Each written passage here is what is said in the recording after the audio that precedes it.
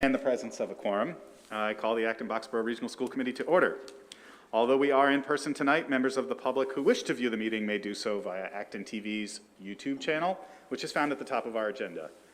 This meeting is being recorded and will be posted to the ActonTV's website at actontv.org. As with all our schools, masks are now also optional at this meeting.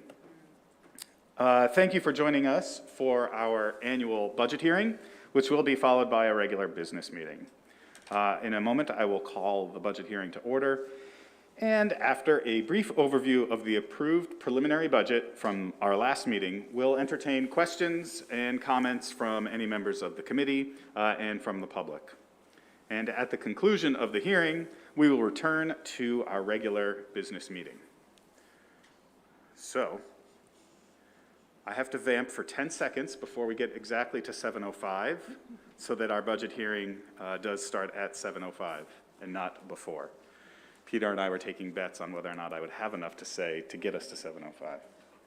Now that it is 7:05, noting the hour and the presence of a quorum, I'll call our FY23 budget hearing to order.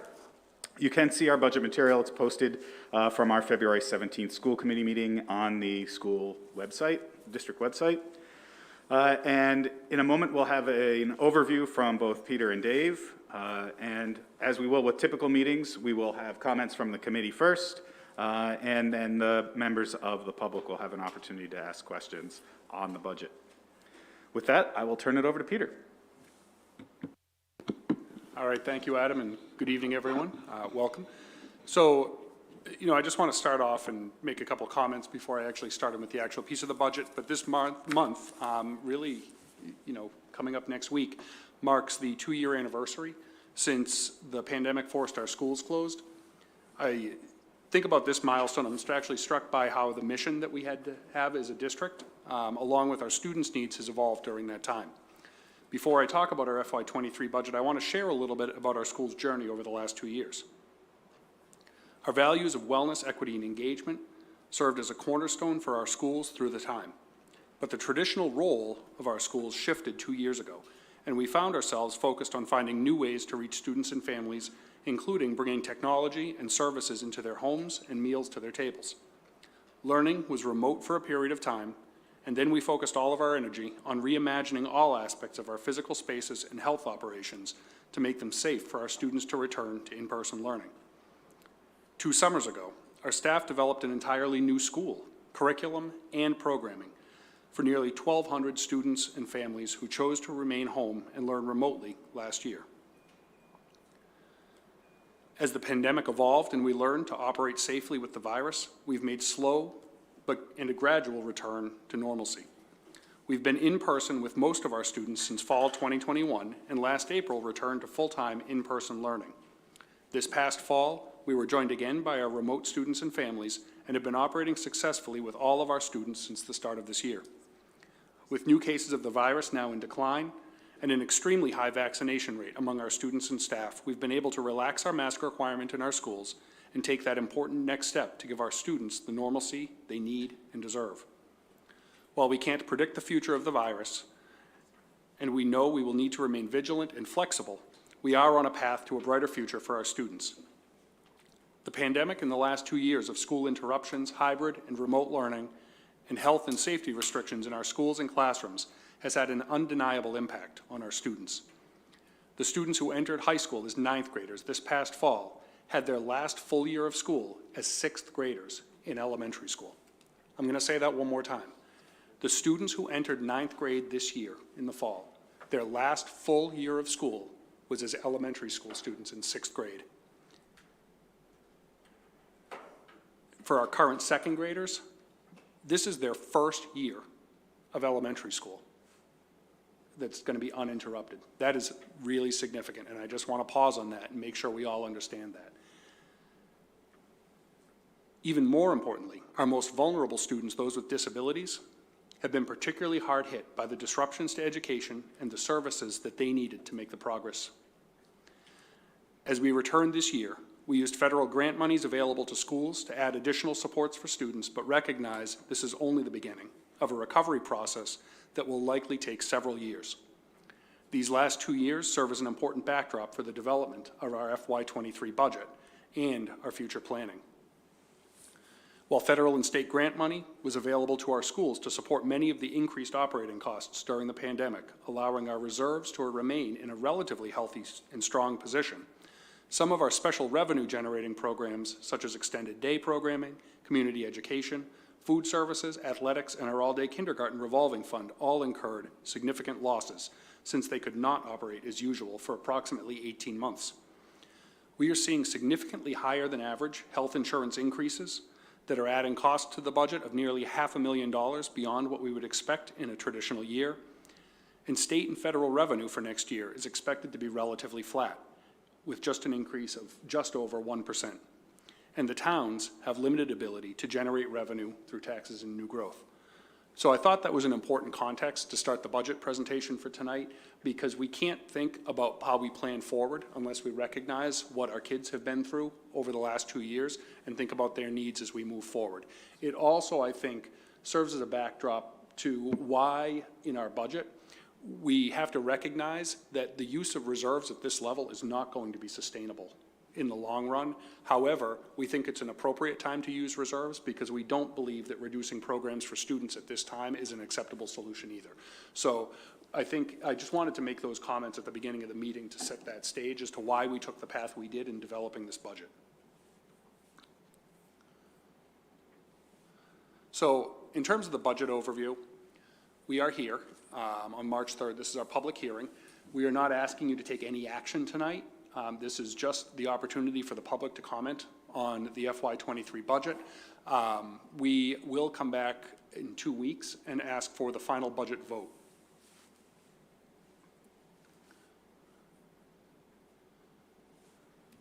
There we go. Town meetings are coming up. May 9th is the first town meeting, and that's the beginning of Boxborough's town meeting, and Acton town meeting begins on May 16th. The final school committee budget vote is 2 weeks from tonight, and that is 2/3 of the weighted votes of the full school committee, and we will make sure we explain that again when we start that meeting. So the budget we're presenting this evening and our final recommendation to you is a budget of $102,889,440. That is a 3.19% increase over FY22. You can see the history of the development of the budget over the last several months up here. It does propose reserve use of $1.5 million of E&D and another $300,000 of capital stabilization. And the assessments to the two towns are just over 3%, 3.18% in Acton, and 4.5% or 4.59% in Boxborough. And as a reminder, that's largely due to the enrollment swing that we've been seeing. So highlights of this budget, I'm not going to go into the details tonight, but the budget partially funds our strategic priorities. It does reduce all-day K tuition from $3,750 to $1,800. It completes the MTSS staff build-out initiative that we had. It provides funds to accelerate our DEI work, and it provides funds to begin our social emotional learning strategic initiative. It also reduces the total district personnel by just over 20 FTE and uses $1.8 million in reserves to limit the assessment increase. I'll talk just briefly to all-day kindergarten tuition. We were able in this budget to accelerate our plan to reduce all-day kindergarten tuition. If we had followed the original plan that we had set 2 years ago, we would have reduced from $3,750 to $3,000 next year, and instead we were able to go from $3,750 to $1,800 next year. That does add $180,000 into the district budget and uses about $500,000 out of our ARPA grant money over the next 3 years. And so we're moving forward with the recommendation that it's an $1,800 tuition in the FY23 budget plan. Some other strategic priorities, I won't get into all of these. I shared this at the budget workshop a couple of weeks ago, but in terms of inclusive practices, this allows us to expand our leadership for DEI at the school level. It increases professional learning for additional seed leaders in various programs across the district, and continues to provide coaching and school-based leadership teams focused on culturally responsive schools. In terms of equitable outcomes and opportunities, as you know, we've been in the middle of a multi-year literacy initiative, and we, as part of that, need to provide decodable texts for all of our elementary classrooms to support Tier 1 early literacy instruction. We are also implementing a social emotional screening tool and curriculum resources that go along with that, because we believe that we need to be more proactive in identifying students with social emotional needs and not wait for a crisis. Additionally, we're implementing a data dashboard to be able to bring all of that information together for our educators in one location, so they're not having to search multiple different sources. And then in social emotional learning, this is the initiative that we really want to put a lot of emphasis on for next year. So we, as I mentioned before, are implementing the screening tool. We are also expanding our responsive classroom training to try and get as many of our elementary classrooms trained as possible. We are looking at expanding our advisory programs at both the junior high and high school, and we actually believe that we need to provide professional learning for the educators in those programs to support effective implementation of them and not just have it be a meeting time or a homeroom. And then in terms of other professional learning that we're planning right now, I don't know if any of you know Stuart Ablon, but he is one of the top speakers in the country around social emotional needs of students. So we're bringing him in next year. We are also providing coaching for our instructional support teams at every school with Jessica Minahan, who is kind of a world-renowned behaviorist and helps schools better understand student behaviors and the underlying causes of those. And then we are continuing work around trauma-informed schools and also thinking about the social and emotional needs of the adults in our schools. Because if we have adults in the schools that have unmet social emotional needs, that does make it to the students as well. In terms of staffing changes for the year, there are 7 new positions added to the budget, and I'll put a caveat on that because I'll make a couple comments about that in a slide or two. And then there's reductions of 27.6 FTE as well. So the net is going down about 20 staff. So there are 3 necessary additions. One is a full-time elementary special education coordinator. This will allow us to provide special education leadership, specifically in 2 of our elementary schools where they have programs that have significant student needs, and we want to make sure that the leadership is available there to support those programs fully. We are also completing the build-out of the MTSS model by adding a literacy coach for the Miriam McCarthy Town elementary schools, and then we have to add 1 English language educator because based on the number of newcomers, we will be under the amount of hours and minutes that students need next year in order to meet minimum requirements for the state. So we have to add that position. In addition, I've listed this under other staffing changes because these actually aren't new positions to the budget. We're converting 2 of our library assistants to certified librarians. That's part of a multi-year initiative. There's no change in FTE, but there's a change in the level of service that students receive as a result of that.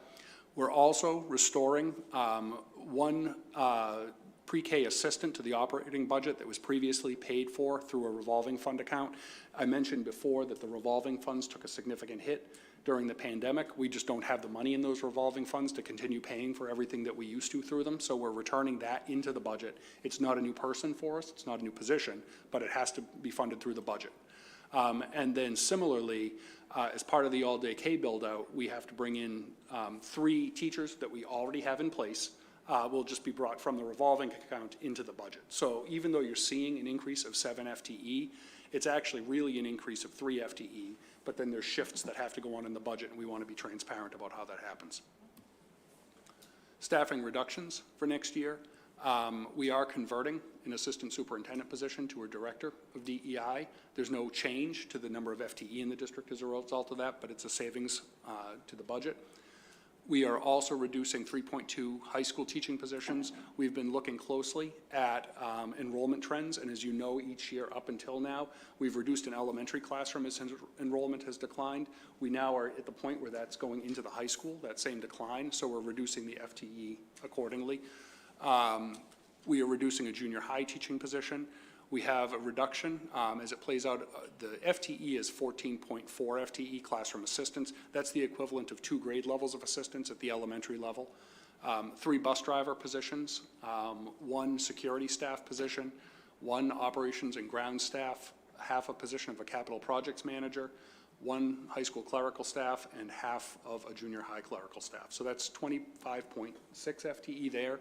And then 2 of our special education teaching positions, we're not reducing the positions, but they're moving from the budget into a special education grant to be able to fund it through there. Additional use of reserves, we are proposing 1.5 million of total E&D usage. Our certified E&D balance as of July 1st, 2021 is 3.2 million. And so FY turnbacks for the coming year are still undetermined. It's too early to guess at what we might turn back at the end of the year. Our historical average of turnbacks is between $1 million and $1.2 million at the end of the year. So in terms of net use of E&D, we're probably talking somewhere in the order of 500,000, 300 to 500,000 net use of E&D. Capital stabilization, we're proposing 300,000 there. 200,000 is actually interest that we previously received on that fund balance, so that doesn't actually negatively impact the fund balance. And then we're proposing an additional 100,000 to be able to fund capital projects there. So we have a healthy balance of $1 million in there as of right now, and so we anticipate that, you know, we'll dip by about 100,000 total there. So that is our 1.8 million in reserves. History of how we evolved the budget. The requests that came into us at the district level totaled about 4.71% increase on the budget. Through December, we worked that number down to 3.69% in January, and then as we worked with the town and the school committee, through February, we've gotten that to 3.19%, and that's the recommended budget that we're proposing. Again, I already talked through this slide, so I won't spend more time on it, but I wanted to put the recap up for you. This has all of the numbers that I just detailed. And then in terms of how the assessments break down, this was a slide again from the budget workshop that we did a few weeks ago, but it's just shy of a $103 million budget. And when you take out state revenues and other revenue sources that we have, about $18 million plus the 1.8 in reserves, that leaves the total assessment to the towns at $83 million. And then you can see how Acton and Boxborough assessments are broken down based on the 3-year rolling average of enrollment, which is shifting toward Boxborough, and we expect that shift to continue over the next several years. And you can see how we got to the 2 assessments. Just a quick update, I know we'll do a deeper ALG update coming up, but at the last ALG meeting, the town proposed a plan to be able to balance the ALG plan with them taking on the remaining shifts in between, you know, shifts in revenues on their end and some additional use of reserves. So we believe at this point that we have a balanced ALG plan. So that is kind of the news of the night. In all, our budget includes $2.7 million in combination of reductions and additional use of reserves. So Adam, I'll turn it back to you. Thank you, Peter. So before we open up to public comments and citizens' questions, I'll look around the committee table and see if there's any other questions or comments from the committee. All right, seeing none, are there any members from the public who wish to make a comment or question on the budget?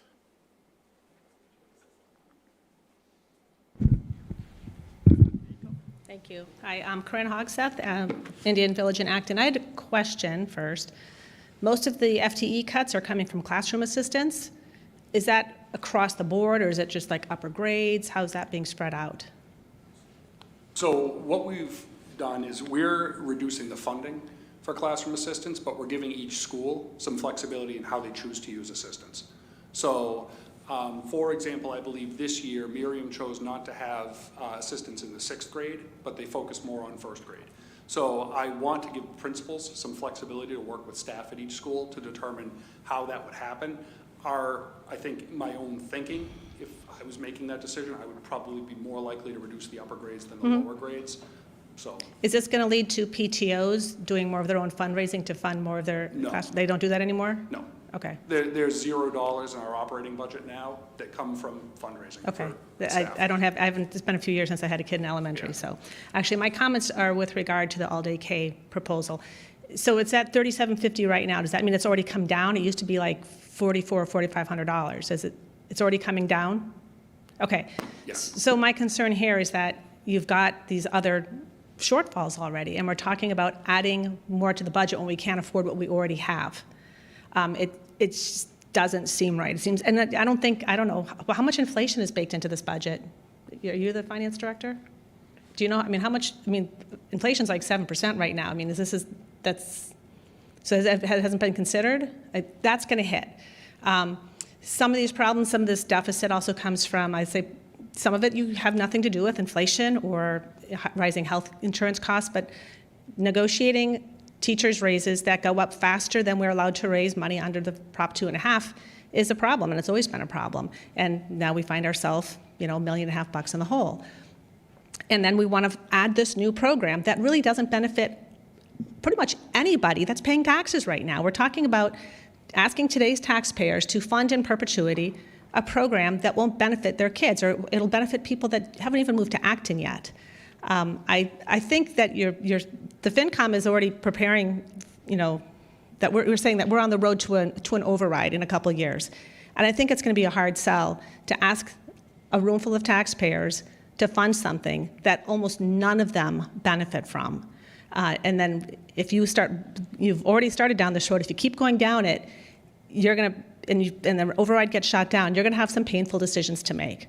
And the other thing about all-day K is that the school is never, it's like talking about open enrollment in this town is like the third rail. We can't talk about it. We can't talk about the inefficiencies or anything about it. But for a district that's always about choice, you're taking away a choice from parents who would choose half-day K. You're going to take that option away from them. My kid could barely make it through a full day of first grade. He was falling asleep on the bus. No way would he have made it through a full day of kindergarten. I think you take families like that, if they have the option, and again, this is going to benefit families who have the resources to either keep their kid in preschool or daycare for an extra year or have an at-home parent. And those parents may end up redshirting their kids. And I know there's some kids that definitely benefit from being an all-day K. There's services they need, that's great. We should support them. But I think there's way more, just one sec, there's way more families that I think are going to benefit from this is nothing more than a source of free daycare. And I don't think that we should be going into the hole to support dual-income families that can afford their daycare. Thank you. Thanks, Corinne. Any other comments from the public on the budget? All right, hearing none, I will ask if there's a motion to adjourn the FY23 budget hearing. I'd like to make a motion to adjourn the budget hearing meeting. Second. Okay, moved by Ben, seconded by Ginny. All in favor? Aye. Any opposed? Any abstentions? That is unanimous. Thank you. We are now returned to our regular business meeting. Let's see here. So I've already welcomed everybody. So next item on the agenda are our student representatives, and I believe Rohan is with us this evening. Good evening, Rohan.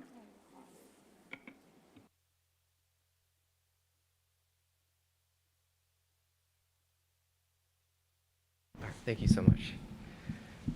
Okay, so today, I think the main thing on everyone's minds is how is lifting the mask mandate going? But before I jump into that, I want to first say I'm happy to acknowledge that the high school's guest Wi-Fi was fixed over the break. And I want to take a moment to thank the school administration, our superintendent, and you, the school committee, and anyone else who helped upgrade our infrastructure. Because as I've mentioned previously, it really does have a significant impact on our learning. So thank you all so much. So now to the mask mandate. So in our schools, from at least an eye test, it appears that a majority of students continue to wear masks. However, I believe that each day more students who feel comfortable are making the transition to no masks. I think on that first day, a lot of students were still wearing masks, and I think even though it's only been a week, I've seen a significant decline, at least in my small sample of students. And interestingly, while some students wear their masks the entire day and others keep it in their bag the entire day, there are a significant number of students who wear their mask intermittently throughout the day. Because, for example, you might wear your mask in a crowded area such as the halls and take it off in the classroom. Now, I know one big issue that students and faculty were worried about was mask shaming, and I think students have been respectful about each other's decisions. And from a personal standpoint, I've certainly not experienced it, nor have my siblings or anyone I've talked to about the subject. It's important to recognize that mass shaming does go both ways, but even still, I don't think I know anyone personally who has experienced mass shaming. But I am happy that the district was proactive about talking about this issue and nipping it in the bud. And at the end of the day, we're all students, and I think we recognize that regardless of whether or not we are wearing a mask, that's who we are. Thank you. Thanks very much, Rohan. All right, next up is our superintendent's update. I think Rohan stole some of your thunder about the masking in schools, but Peter, take it away. Yeah, I won't, rehash. He actually had a great perspective on it, and he can kind of tell you from a student perspective what that's like. So we obviously lifted the mask requirement in schools, and masks are optional for students. So any individual student or faculty can choose whether or not they want to wear a mask. I anticipate that over the next several weeks, we'll begin to remove the remaining types of restrictions that we have. We want to start allowing volunteers back into schools. I did approve kind of I think the state debate finals are going to be held at Acton-Boxborough. So we'll be bringing students in from other areas, kind of get back to normal. I know I got a request from the high school for a dance coming up, so we're looking forward to being able to hold that. And really just getting our kids back to a sense of normalcy over the next several weeks. We're also, we chose to start after break with the preschool wearing masks because EEC had not, at the time we were making our decisions, they had not yet released their guidance. They've since come out with guidance that mirrors DESE's guidance. So, over the next week or two, we'll be looking at that as well, but we want a chance to talk it through with our health medical advisory team and kind of go through the same process that we go through in other typical ways. But, I do think at this point, over the course of the spring, we should expect a return to a much more normal school environment for our students.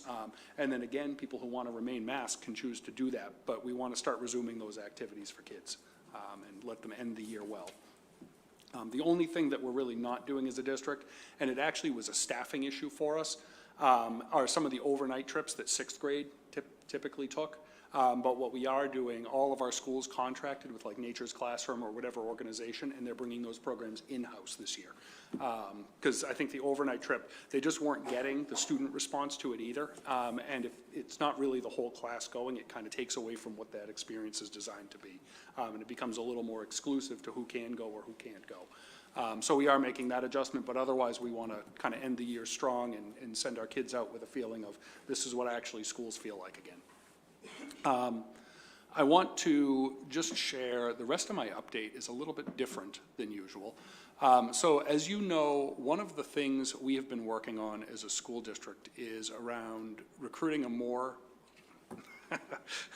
Adam's laughing because it took me a while just to get to that point, recruiting a more diverse and representative workforce so that, and I obviously can't talk and do that at the same time, that's too much to ask of me. There we go. And I'm going to try that again. If I can make my cursor go where it's supposed to. There we go. All right. So one of the things that we found as we looked at our hiring process and why we're not getting as many candidates of color or a more diverse candidate pool is we actually thought that we needed to focus more on the recruitment process, because ultimately the candidate pool, once you receive applications, is the pool, and that's who you choose from. And so a lot of our work has been to really reach out and find new ways of engaging in the recruiting process and attracting more educators to our district. And so one of the things that Andrew Shen has been working on in his new role this year at the district office has been to work with Marie and then work with a number of our educators and actually some of our students, you will see as well, to develop 2 different videos that we're actually using as a foundation of a recruitment website that we will, be sharing publicly and asking people to share with anyone that they know as a way of just introducing prospective candidates to the Acton-Boxborough district in hopefully a friendly and engaging way. So we have 2 movie stars in our midst. I'm not going to tell you who they are. That will remain to be seen, but I wanted to play kind of the educator video for you so you can hear what educators are saying, and then I also want to play the student video for you so you can hear what kids are saying. I thought that would be a lot better than listening to me, but not as exciting as watching me try and find my cursor on a screen that I can't see in front of me. There we go, we're finding it. All right. From the moment I walked into this building when I was interviewing 23 years ago, it was a place that I felt comfortable. It was a place that I felt welcomed. It was a place that I felt respected, and a place that I felt like I could be my authentic self.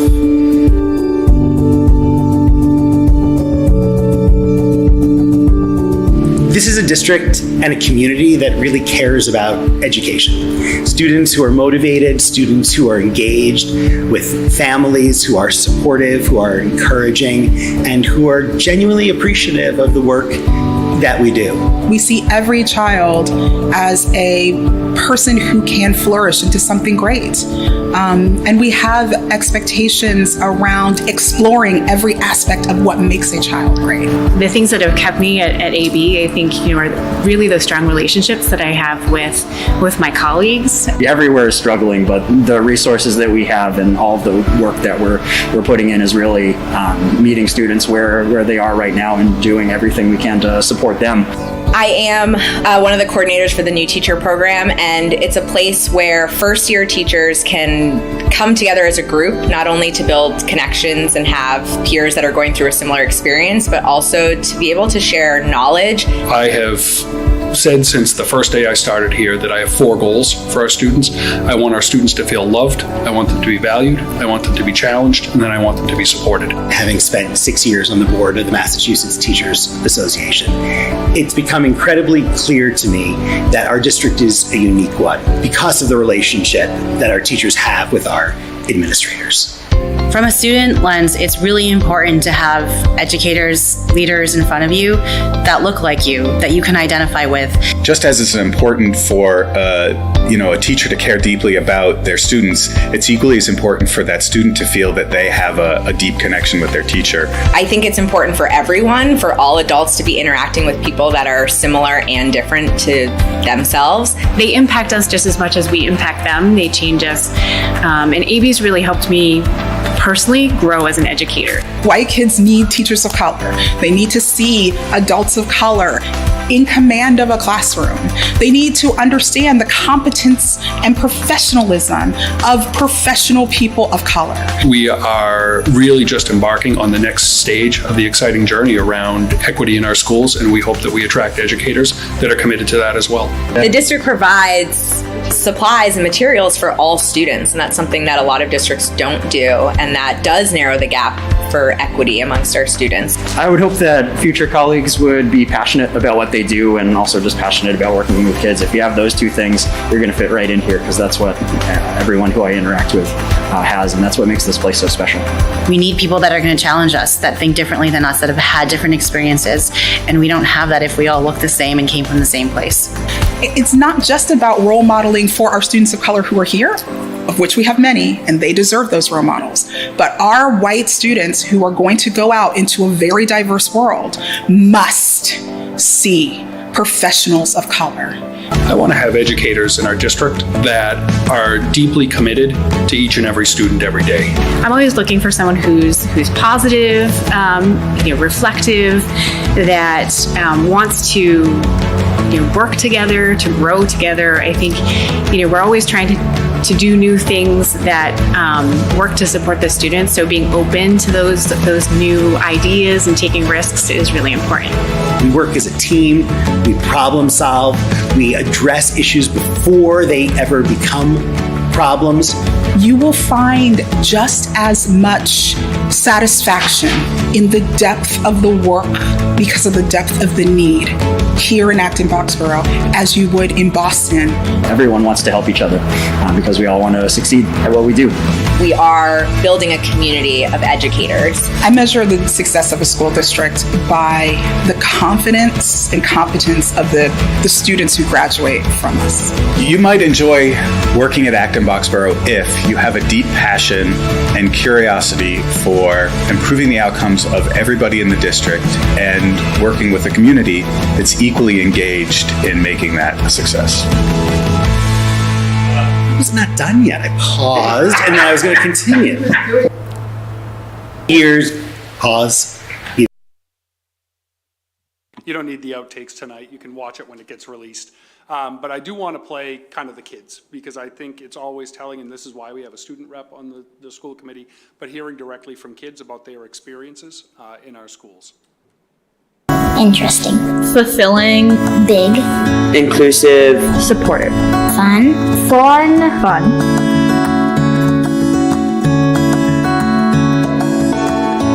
It's always been very engaging. I don't think of school as, oh no, I have to go to school. I think of school as, yay, I get to go see new people, I get to learn, and I get to engage with these. I just love the material we're learning. We take real world situations and we put them into the classroom and get to analyze them through different pieces of literature. Trying to succeed, there's always like a very strong collaborative effort, so everyone can be as best of a student that they can. I just like how the teachers always are nice and help us when we make a mistake. Certain qualities in the teachers that I think help me as a student are when they connect with you beyond just the material they're teaching you. All the teachers I've really liked have really connected with the students. They've just all connected with me.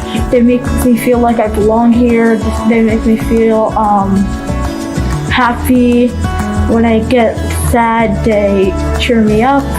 My teachers have helped me develop into the person that I am. AB is such a diverse student body. I think having teachers that look a little bit more like the students will impact the way they learn, because they feel a bit more represented. They make you feel welcome. They make us feel safe. It's a safe environment. I like the teachers, my friends, the classes, and the playground.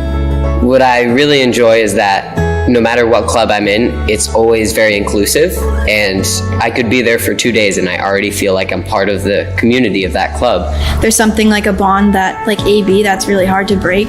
How well-rounded everything is and how we're very academic focused and sports focused and arts focused, so there's really a place for everybody here. Normally, the classes that I enjoy most are the teachers that sort of make it interactive and fun and don't just stick to the rule book. Definitely engaging with the students and being passionate about the subject that they teach and having confidence in the students. Everyone is pretty nice. Everyone includes other people. What I appreciate in a great teacher is just being very friendly and very open. The strongest quality in a teacher that's super important across the board is just ability to change. I think the one thing that would definitely encourage a teacher to come here is the community and the bonding that happens here every day. What I would ask of new teachers at AB is just to be a little bit more aware of the fact that a lot of students come from different backgrounds and different races, and how that might impact the way they learn and the way that they're socialized. Passion is one of those things that you can really see in a teacher, and I think passion is something that really helps students really connect with the teachers. From talking with my teachers, I know that they all connect and communicate very well. And they just want to see you be the best version of you, and I think that's really special.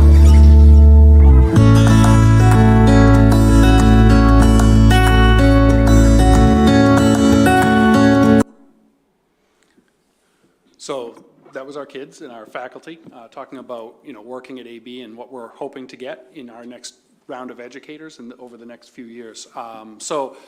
This is part of a website that Andrew has been developing that we will send out and have linked on all of our different job applications that we do as an opportunity that if someone's applying for a position, they can kind of click here and learn more about our community, learn more about the district.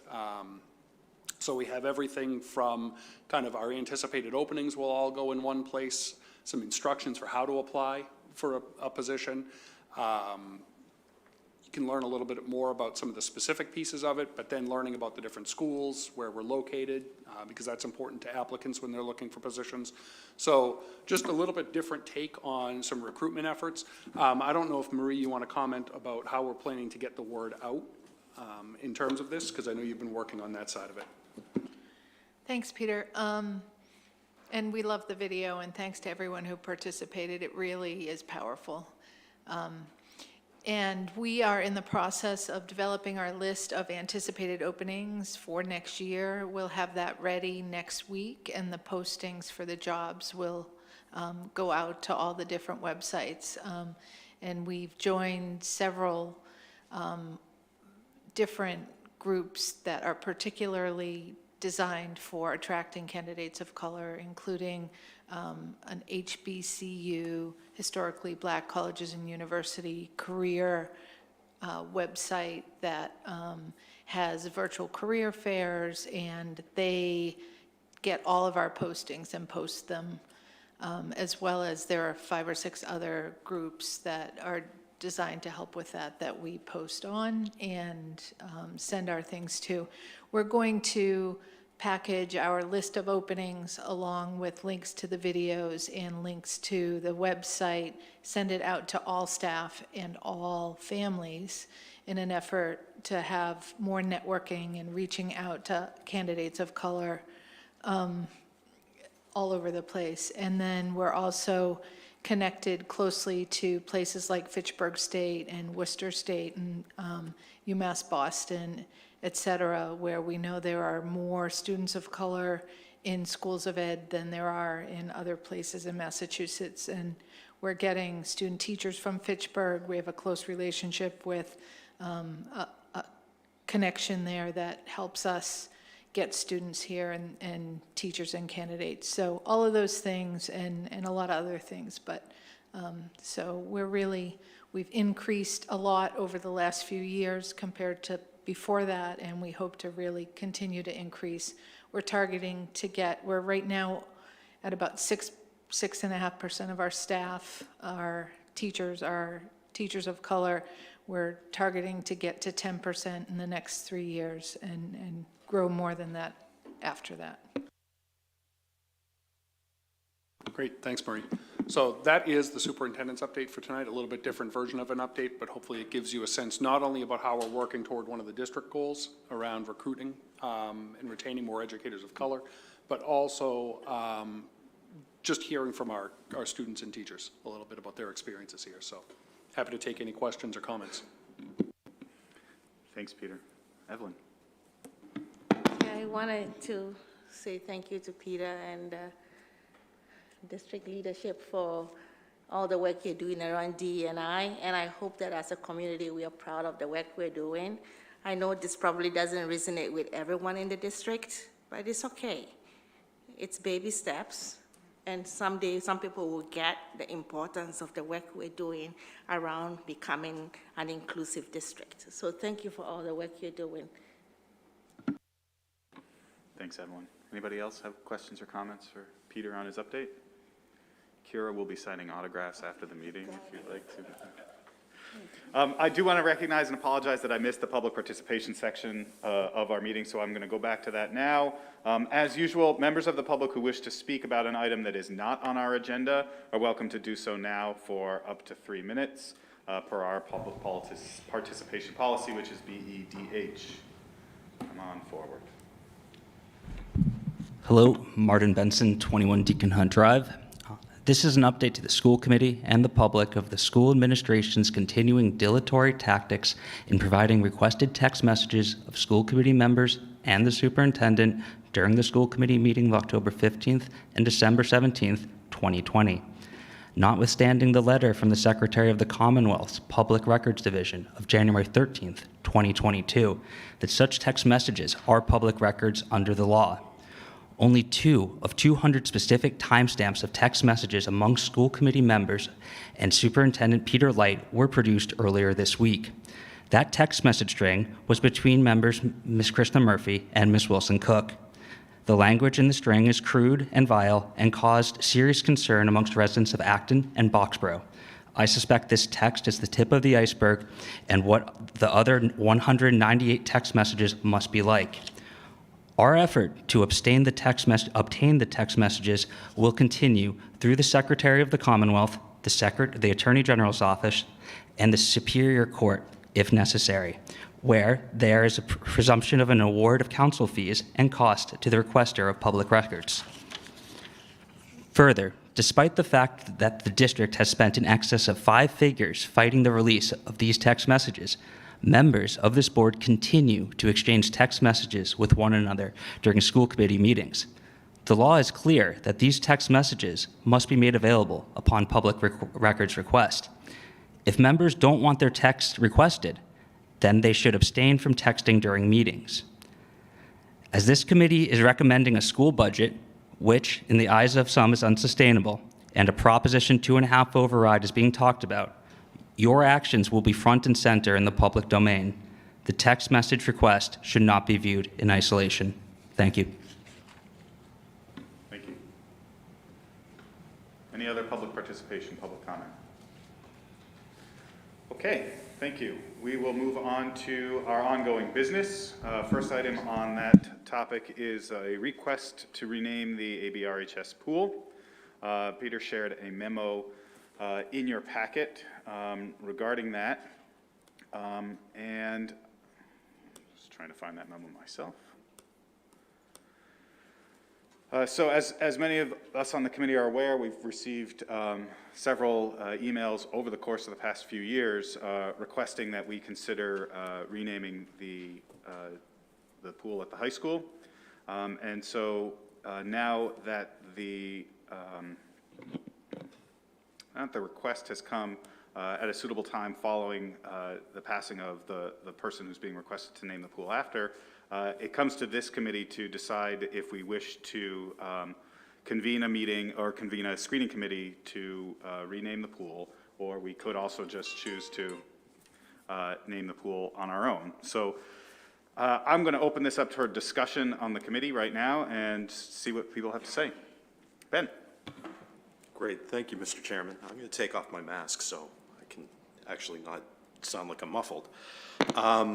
As a member of the Weston swim team from 1989 to 1993, under the leadership of Coach Peter Foley, I can attest to the impact that Coach Johnson had on Weston swimming, along with Acton-Boxborough swimming and the Dual County League.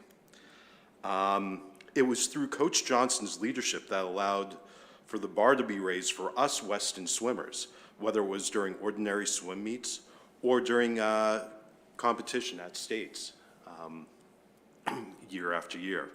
That being said, his coaching has elevated my swimming along with my former teammates too. As such, I'm in full support of naming the pool after Coach Johnson due to the positive impact that he's had on the communities of the Dual County League. Thanks, Ben. Any other comments from the committee? I will highlight here in our procedures, in our policy, particularly that if there is a request to name the facility, typically what then happens is that request goes to a subcommittee which is formed to evaluate the request and take on suggestions and evaluate those suggestions. That being said, we do have the option, if the committee so wishes, to move to name that committee, that pool directly, or that facility directly. Any other members of the committee? Before I'll entertain a motion, I know that we do have some members of the public here, and I do want to give them an opportunity to speak before we go and make our decision. So are there members of the public who wish to speak on the topic of renaming the pool? Please feel free to come to the mic.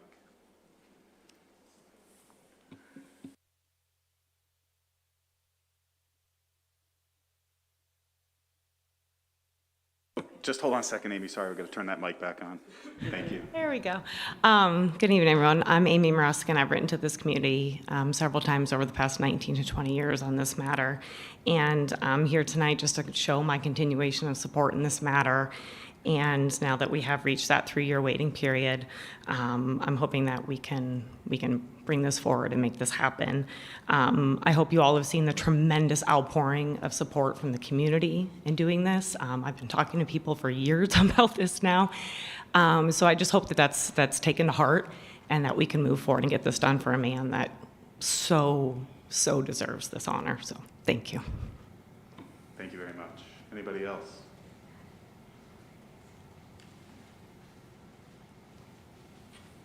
Hi, sorry, I'm Gretchen Turner. I'm currently the Boys and Girls head swim coach, Acton-Boxborough. As someone that grew up in Littleton and with Acton relatives, and from the age of 7 was on the community town team because Jeff implemented that so well and brought so many kids together from all the neighborhood town teams, and did that for as long as he could in that program, and then continued it with the boys and the girls high school teams, which my siblings were all part of those state championships. And Christy and I come here in full support of this and to continue his legacy as we coach and just coach the girls to a state title and hope to foster more growth with the alumni in Jeff's name and just everything that he stood for in building in this community with the swimmers and the school and the town. So thank you. Thanks, Gretchen.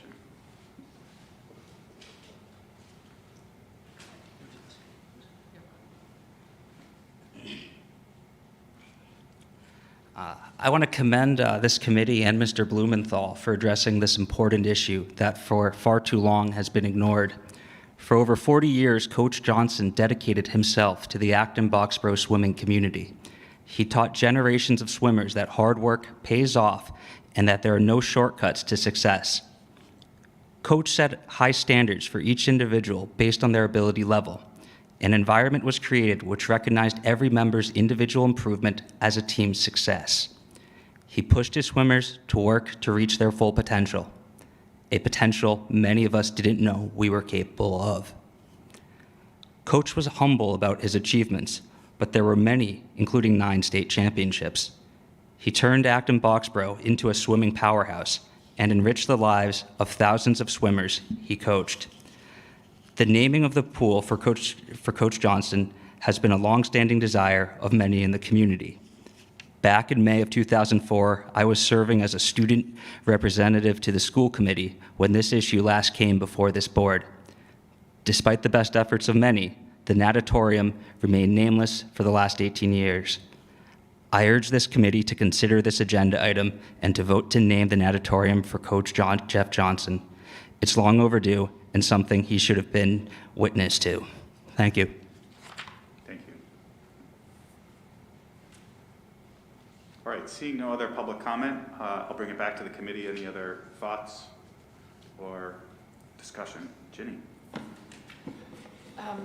I want to thank you guys for being here, and I want to say, I'm sure that a lot of my fellow committee members feel this way, that it really is truly moving to read all of the emails about what he meant to so many people, and it really is such a gift, you know, to anybody who can have that level of encouragement and, you know, frankly, love from a, you know, member of their community that can mean so much that you know, that you're dedicating your time and effort.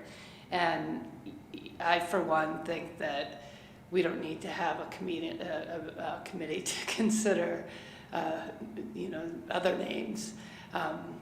Since I've been sitting on this committee in 2017, we have been receiving these requests, and I know that we have the policy that requires a waiting period, but I think that the dedication and the tenacity of so many people who are in this community and who have long since left this community to really want to recognize this you know, very special individual is something that would, you know, would make me happy to move to rename the facility after him.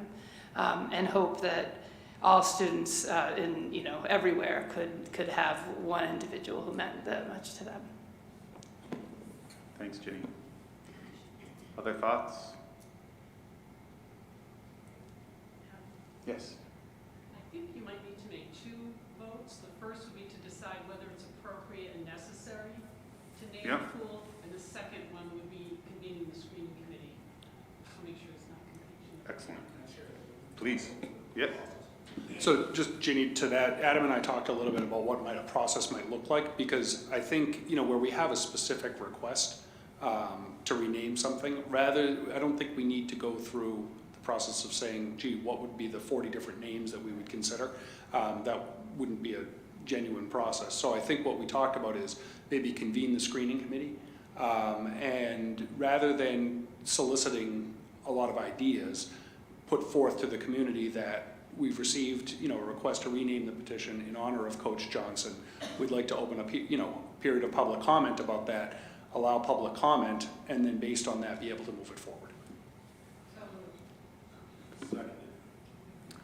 Now, I know that Beth's head is just spinning right now, so I believe that there was a motion that was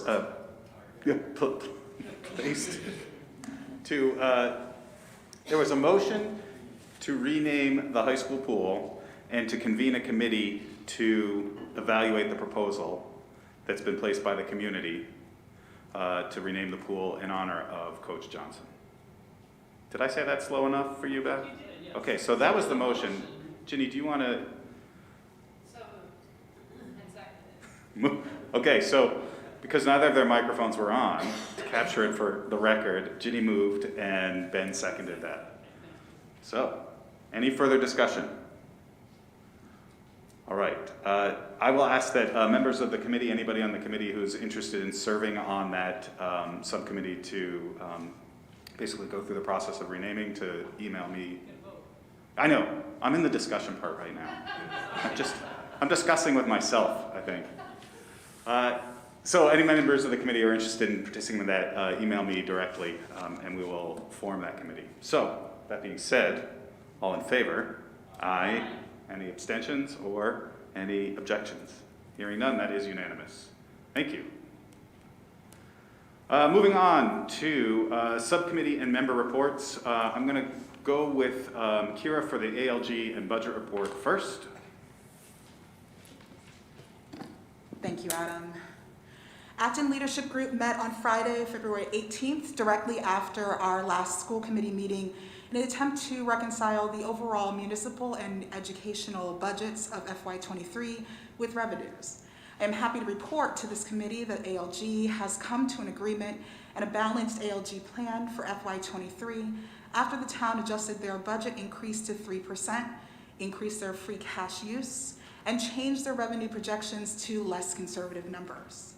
While all parties were able to make necessary adjustments to get us to consensus, everyone at the table must hold a more sober outlook for FY24 and likely FY25. The next ALG meeting is next Thursday, March 10th at 7:30 a.m. The Acton Finance Committee met on February 22nd and voted to support the ALG plan while noting concerns about sustainability of both town and school budgets. The Budget Subcommittee met this past Monday to reflect on the preliminary budget vote of our last committee meeting, as well as the concerns out of ALG. We also discussed a new memo that the administration will be sharing with FinCom and the Select Board with a detailed overview of our pandemic-related losses and expenses, with a more specific ask for ARPA allocations for FY24 and beyond. We look forward to working with both Select Boards on that allocation consideration. While our work on the FY23 budget is nearly complete, the subcommittee is looking forward to FY24 and the challenges we will face in the next year of planning. The subcommittee shares the concerns expressed about the sustainability of budgets and the difficulty of limiting budget growth to the nominal 3%, which can be supported within the constraint of Prop 2.5.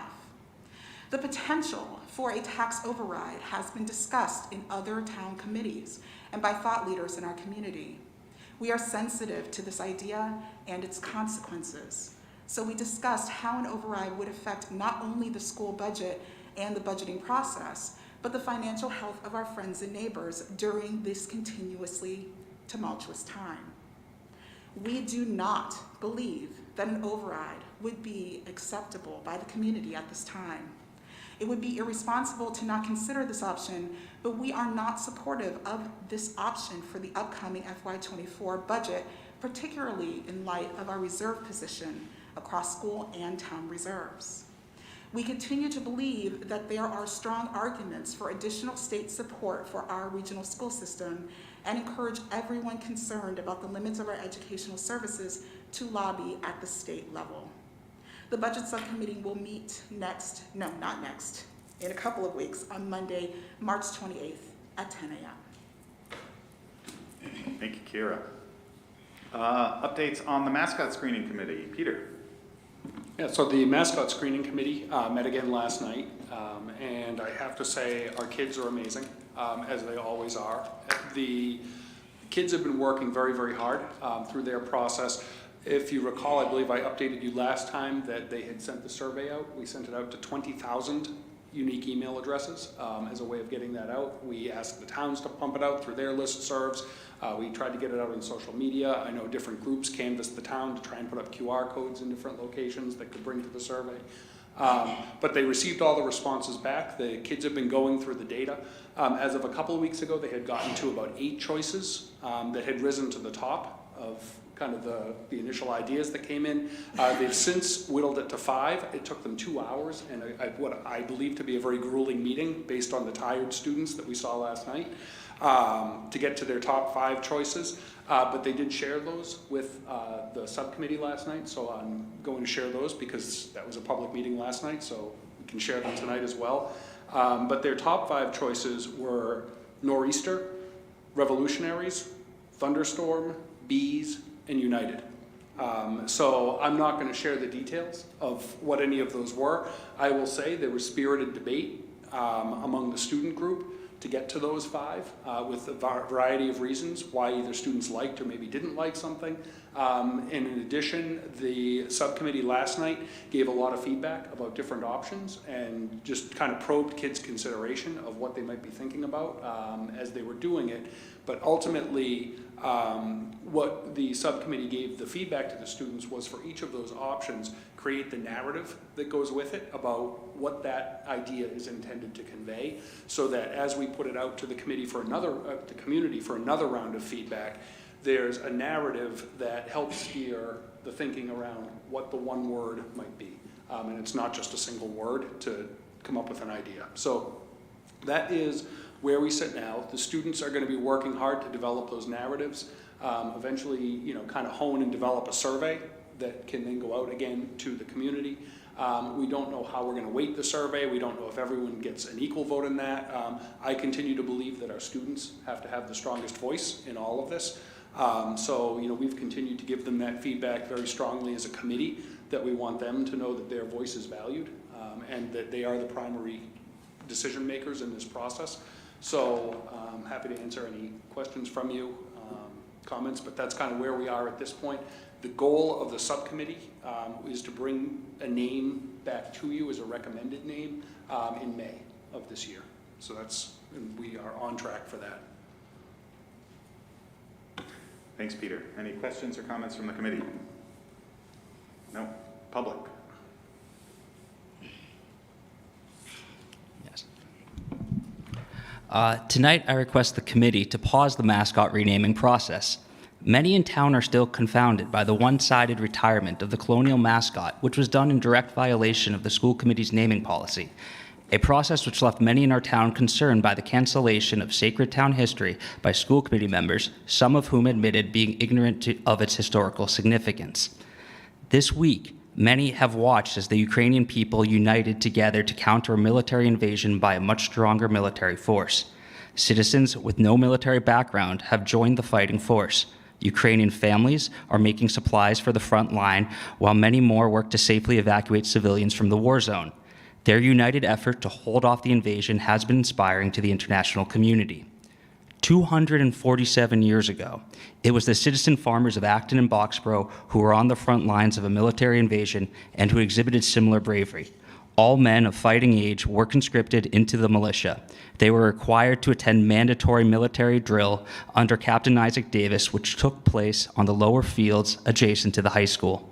West Acton schoolmaster 25-year-old James Hayward was exempted from duty due to disability. A previous wood chopping accident left his foot disfigured and inhibited his mobility. Nevertheless, on the morning of April 19, 1775, Hayward was one of the first to muster at the house of Captain Davis. Despite being ordered to stay behind, Hayward slowly limped his way along the King's Highway to Concord. By the time Hayward had reached the Old North Bridge, the Battle of Concord had already occurred. He continued on past the bodies of fellow Acton residents Captain Davis and Abner Hosmer as he made his way to Lexington. After walking 11 miles, he stopped in Lexington for some water. When he came face to face with a British soldier, they fired upon each other. The British soldier was killed instantly, while Hayward was fatally wounded. Before he died, Hayward's father came to his side and asked if he, James, had anything to say to his mother. James responded, included, quote, "Tell my mother not to mourn too much for me. I am not sorry. I turned out. I die willingly for my country. She will now, I doubt not, by the help of God, be free." James Hayward is believed to be America's first disabled soldier. His story of sacrifice and bravery are a source of town pride. By labeling anyone a racist who supported the colonial mascot, many meaningful town stories, such as this one, are not being shared with the community. The small farming communities of Acton and Boxborough didn't just help lead to the birth of the nation of America. They were also the catalyst for oppressed colonized people around the world to stand up to the British Empire. We should all be proud that the people from our town inspired a worldwide movement that echoes today. The decision to retire the mascot was due to temporary popularity and political pressure. Each day that goes by, the decision looks more foolish. Please do the right thing and allow students to finally make a presentation to the school committee on the reason the mascot should remain the colonial. Thank you. Any other comments? Okay. We will move on to approval of meeting minutes from February 17th and February 3rd of 2022. Assuming that everyone has read the draft minutes in the packet, I'll entertain a motion to approve the minutes of February 17th, 2022 and February 3rd, 2022. Motion to approve. Second. Kira moved and Ginny seconded. All in favor? Any opposed? Any abstentions? That is unanimous. Thank you. And statement of warrants and recommendation to approve. If everyone has reviewed the warrants, motion language is found at the end of Dave's memo. Anybody wish to read a motion with a lot of numbers in it for us tonight? Tessa will, she's bringing it up now. Thank you. I move that the school committee vote to approve payroll warrants as follows. Number P2218 dated 2/24/2022 in the amount of $2,907,449.19. Payroll deduction warrant as follows. Number 22-018PR dated 2/24/2022 in the amount of $1,167,133.82. Vendor warrants as follows. Number 22-017A dated 2/16/2022 in the amount of $789.28. And number 22-017 dated 2/17/2022 in the amount of $5,336,088.63. Is there a second? Thank you. Kira seconded. All in favor? Aye. Any opposed? Any abstentions? Excellent. Thank you very much. Peter, is there anything in the FYI you would like to highlight this evening? We have a theme. I can't even turn a page tonight. It's not just the digital world. No, I think the FYI can speak for itself. The E&D balance was already in your packet during the budget workshop, so that is there. Actually, the one thing I would point to is the Acton FinCom point of view. That would be worth taking a look at in terms of kind of understanding kind of where the town finances sit. So, great. Thank you. And with that, we have a need for an executive session tonight to be convened under Mass General Law, Chapter 30A, Section 21A, Purpose 2, to conduct a strategy session in preparation for negotiations with non-union personnel. The committee will not return to open meeting. Is there a motion to adjourn to executive session? So moved. Okay, that is moved by Kira, seconded by Ben, and we have to do a roll call vote for this, so we're going to go around the room. Evelyn? Yes. Tessa? Yes. Kira? Yes. Myself, yes. Yeben? Yes.